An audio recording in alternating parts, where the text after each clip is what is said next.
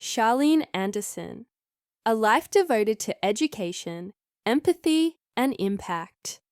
Charlene Andersson has spent nearly 3 decades shaping the lives of students in Los Angeles public schools. She didn't set out to become a teacher, but the values she grew up with, integrity, service, and compassion, laid the groundwork early on.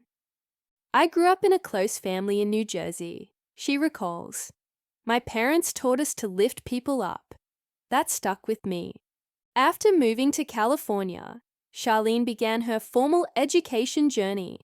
She earned a master's in educational administration and policy from California State University, Northridge, and studied elementary education at the University of Laverne.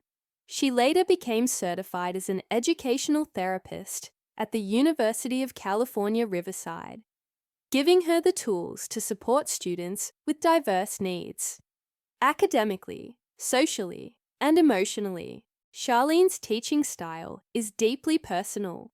Over the years, she became known for looping, a rare practice where parents requested that their children stay in her classroom for up to 3 consecutive years.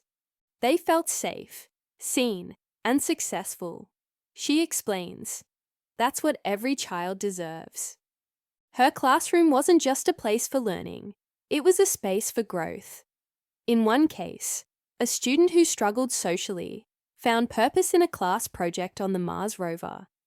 Charlene helped the class collaborate on a design improvement and apply for a provisional patent. To their surprise, NASA's Jet Propulsion Laboratory responded with a letter of interest. It wasn't just about science, she says. It was about pride, collaboration, and belonging. Charlene's work has earned recognition far beyond her district. In 2005, the Japanese government selected her as the U.S. delegate for curriculum development, an opportunity to collaborate with educators overseas and exchange ideas. "I never thought of myself as an expert," she says. "I just shared what worked for my students." Her contributions earned her the Japanese International Educators Award. At home, she was honored with the Jeffries Award and consistently posted the highest standardized test scores in her district for 10 straight years. Charlene's influence stretches well beyond school grounds. At UCLA Mattel Children's Hospital and the Ronald McDonald House, she developed art programs for young patients undergoing treatment. Art gave those kids a way to express what they couldn't put into words. She explains, even just crayons could shift the energy in the room. Her background in educational therapy made her especially attuned to the emotional needs of children. This work also led her to be invited by educational leaders in Cuba and the Middle East to consult on curriculum development. Charlene has written 3 children's books, including one co-authored with her students. That book, now held in the Library of Congress, was born out of a reading and writing project, where each student contributed a section and was listed as an author. When they saw their names in print, they believed they could be writers, she said, and that changed everything. Though her work has been featured in the National Teachers Association magazine and several local newspapers, she remains focused on her students. "I'm not the story, they are," she says. Charlene serves on the California Board for Gifted Students and is a regular speaker at education conferences.